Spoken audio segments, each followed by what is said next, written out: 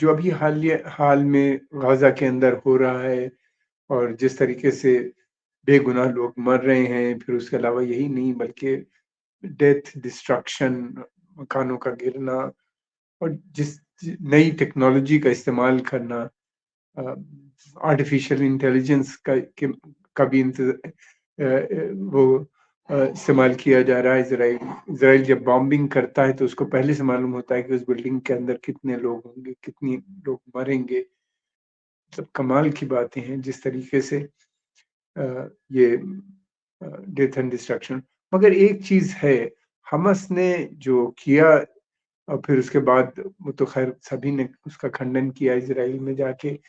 انہی نے بھی جس طریقے سے لوگوں کی ہتیائیں ہوئی اس کو ساری دنیا نے اس کا کھنڈن کیا۔ مگر اسرائیل کا جو ریٹیلیشن ہے یہ تو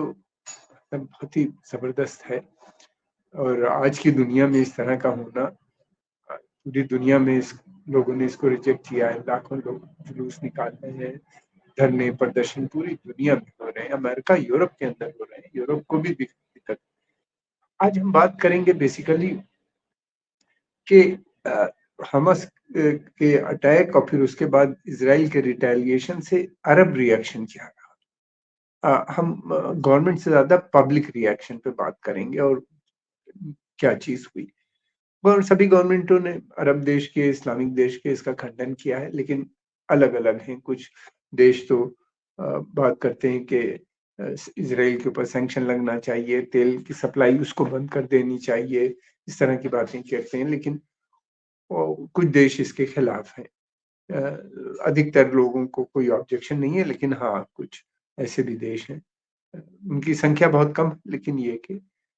جو ابھی جوائنٹ ایک کانفرنس ہوئی تھی سعودی عربیہ کے کراؤن پرنس محمد بن سلمان نے بلائی تھی، جس میں عرب لیگ اور اسلامک کانفرنس کے دونوں کے لیڈروں کی جوائنٹ میٹنگ تھی، اس کے اندر اس طرح کے پروپوزلس آئے تھے۔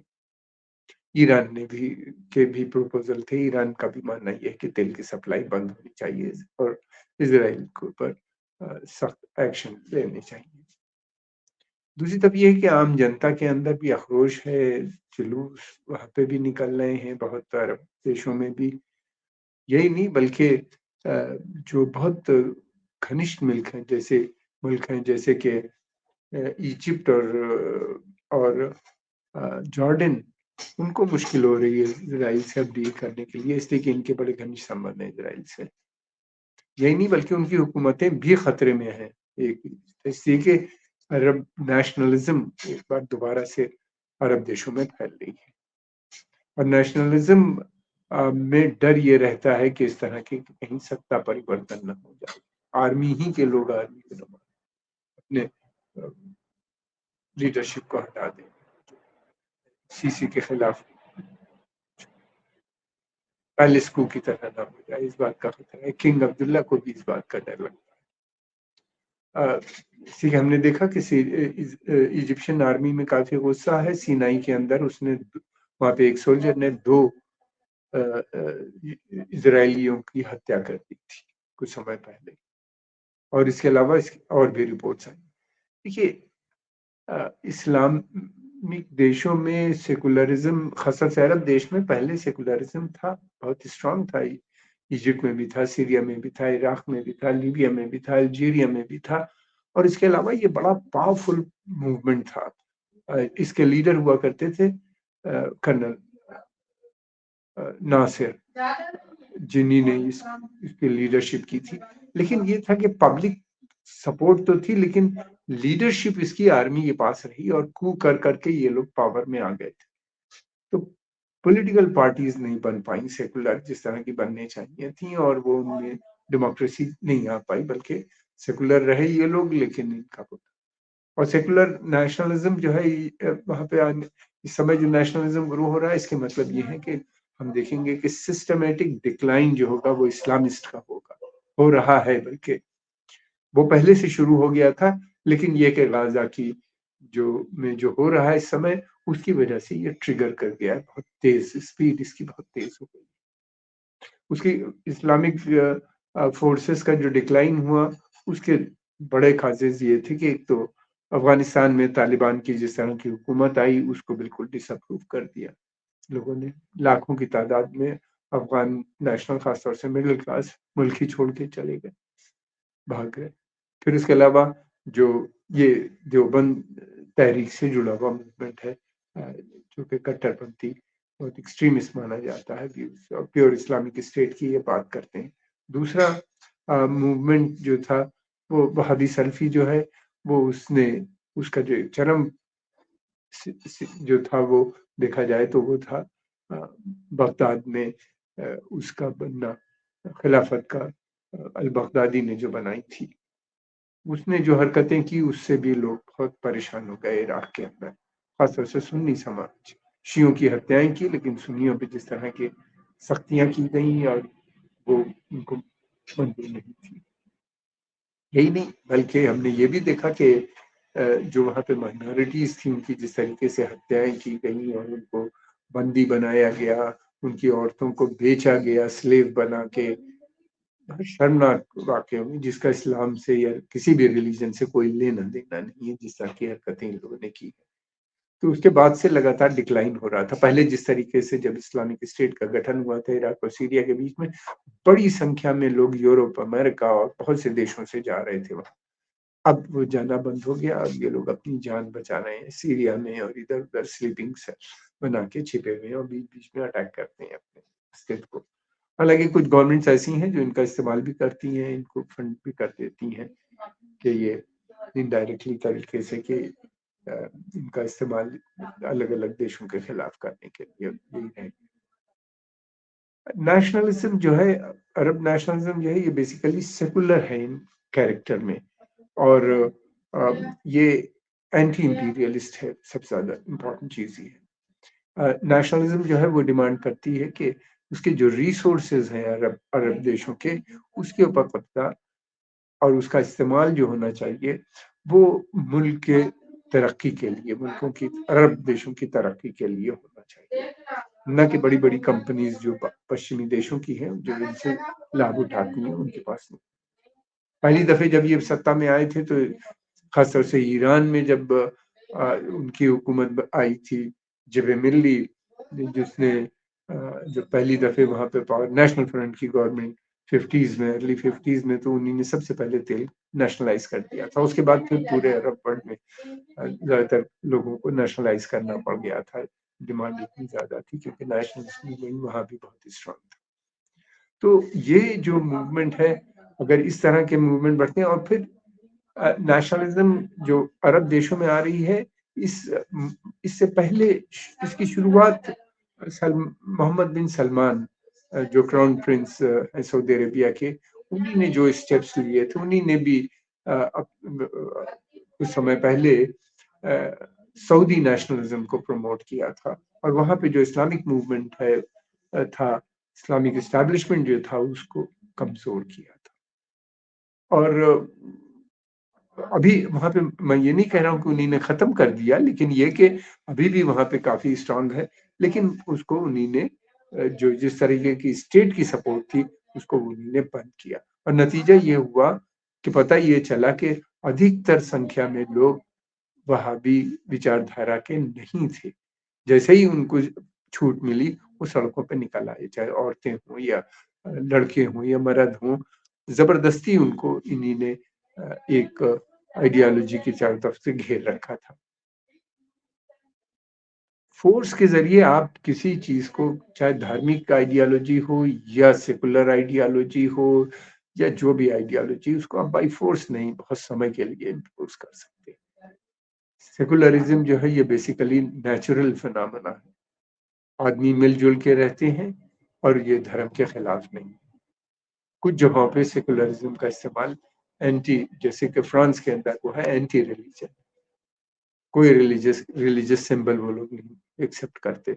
और बहुत एग्रेसिव किस्म की सेकुलरिज़्म है। लेकिन दूसरी तरफ ज़्यादातर देशों में, इंडिया हो या दूसरी जगह हो, इंडिया वगैरह में, यहाँ पे अ, सेकुलरिज़्म जो है वो धर्म के खिलाफ नहीं, बल्कि धर्म के लोगों को पूरी इजाज़त देती है, सपोर्ट करती है कि आप अपना धर्म जो है उसको सेलिब्रेट कीजिए। यही नहीं, बल्कि पब्लिक में सपोर्ट कीजिए, दशहरा हो, दिवाली हो या मुहर्रम हो या جو بھی ہمارے فیسٹیولز ہوتے ہیں بھارت بھر کے اندر، وہ سب سڑکوں پہ بھی منائے جاتے ہیں، جلوس نکلتے ہیں پوری آزادی۔ اسی طرح پہلے ترکی میں اور بہت سے دیشوں میں بھی ہوتا تھا، محرم بھی منایا جاتا تھا اور سیلیبریشنز ہوتے تھے، پروفٹ محمد کی برتھ ڈے پہ دھوم سے منائی جاتی تھی، لیکن وہ سب بعد میں بند کر دی گئی تھی جب کٹر پنتھی دھارمک سنستھاؤں کا جو پولیٹیکل نیچر بھی جن کا ہے ان کے آنے کے بعد۔ ایران میں اسلامک موومنٹ ہے، لیکن وہ دوسری طرح کا ہے، وہ پروگریسو ہے کافی، وہ ڈیولپمنٹ میں بلیو کرتا ہے، وہ اینٹی امپیریلسٹ ہے، اور وہ ساتھ میں یہ بھی ہے کہ مائنورٹیز کے خلاف نہیں نظر آتا، ان کی پارلیمنٹ میں بھی مائنورٹیز کا ریپرزنٹیشن ہے۔ لیکن جو عرب میں سے جو موومنٹ نکلا تھا یا ہندوستان سے جو دیوبند کا موومنٹ نکلا تھا، یہ اینٹی ڈیولپمنٹ تھا، اور یہ جو تھا یہ